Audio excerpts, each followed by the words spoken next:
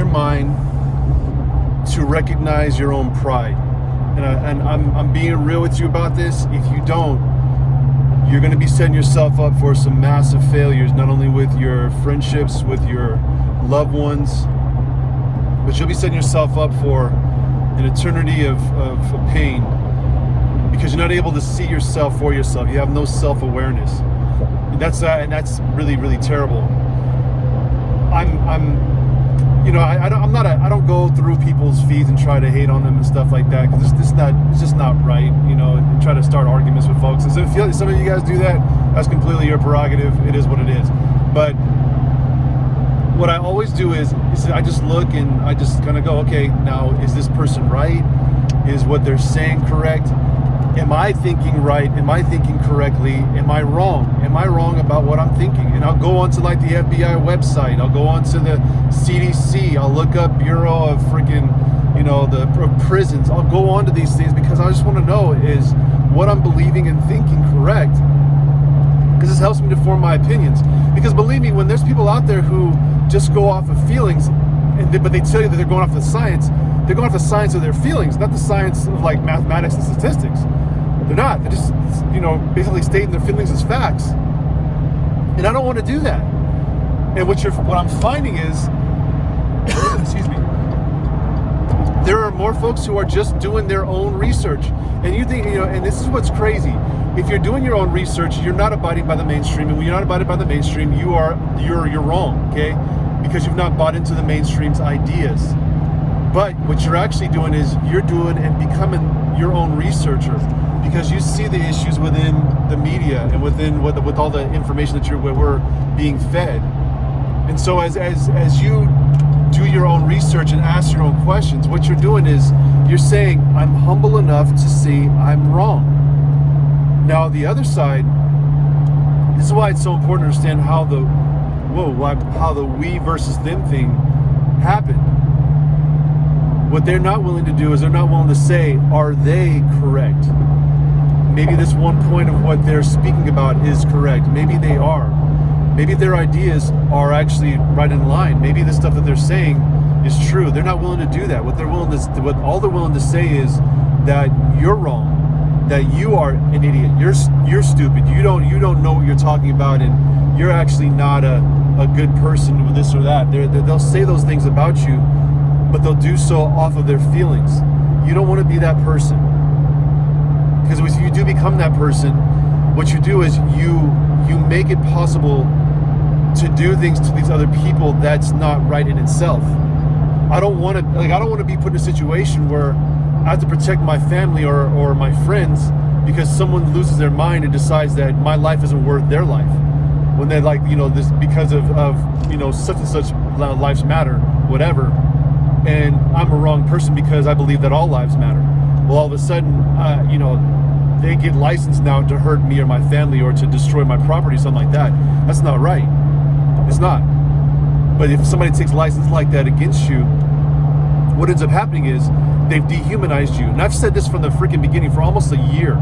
Actually, maybe even over a year. The moment that you can dehumanize someone and demonize them for their ideas or beliefs, whether it be politically, scientifically, religiously, whatever, what you've done is you've given yourself license to do whatever you want to that person, whatever they have, whatever it is that they're related to, whoever it is they're related to and the like.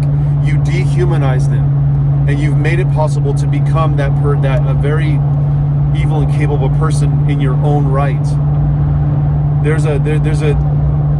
That's how Marxists actually work. They decide their own moral compass per the situation, and their ethics are based off of situations, not off of like a real concrete standard.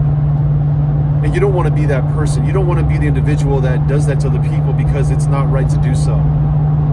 So I want you to do this, okay? I want you, if you're making a claim out there, I'm gonna have a podcast with a guy probably real soon who said that I said some things that were wrong. And I'm actually totally up to actually discuss some of the stuff that he wants to talk with me about. I'm going to do it because I want to be humble about it, because maybe I am wrong about something. And I'm going to go back and look at the numbers that I was looking at and say, okay, this is what I saw, this is what I read, and this is what this is where I'm getting my information from. And if I got wrong information, hey man, freaking correct. Let's make a correction. But the idea is still the same. I believe that we're walking toward a conflict between individuals who do not believe in freedom, individuals who believe that control and subjugation is really at the heart of their ideology, and that you have to agree with those individuals or you're a wrong person. You have to be made correct. You have to be re-educated. You have to be, whatever. I believe that that's actually what we're coming to a conflict about. And so I'm not that person. I don't want to be in control of people like that. And I want you to go back on your numbers. I want you to go back on the information that you received, and I want you to ask the questions. Is what I'm hearing correct? Is what I'm believing correct? Is what I'm seeing on these websites correct? Is what I'm seeing on social media correct? I'll just ask the questions, because when you can look in humility, even at your own mistakes, and make corrections and changes, you've made a freaking huge step. And I've said this before, and individuals out there, even religiously, they'll say, well, how do you know that you're right? Well, ask a question. That's that question. Am I right? And then go look for the answers. Because there's folks out there on that TV, they're not doing that. They're assuming that they're right based off of their feelings and based off of what they believe to be correct, especially about white fragility, about black liberation theology, about critical race theory. They've come to even look at the Bible through these lenses about liberation. These things are crazy, man. And they'll lead people to believe some wild freaking things, but that's their right to believe those things. You don't have to believe those things. You don't have to believe that your skin makes you right according to the situation. You don't have to believe that, because, really, you don't. That's what folks did in other places, in other parts of our history in the world. And you don't want to be that, because you're a person on the couch who's just trying to figure it out. And as you're asking questions, you are figuring it out. You're all realizing that there's things out there that you're being told that aren't correct. And so when you see that, know you're on the right path, but stay humble on the right path. Don't be arrogant. Don't assume the worst out of everybody that's around you that disagrees with you. And don't be a jerk, man. Don't be a jerk, please. People aren't attracted to jerks. They're attracted to folks who are humble, who have a little bit of humility, also have a little bit of humor too. Because you don't want to be that. You don't want to be a jerk. Take care.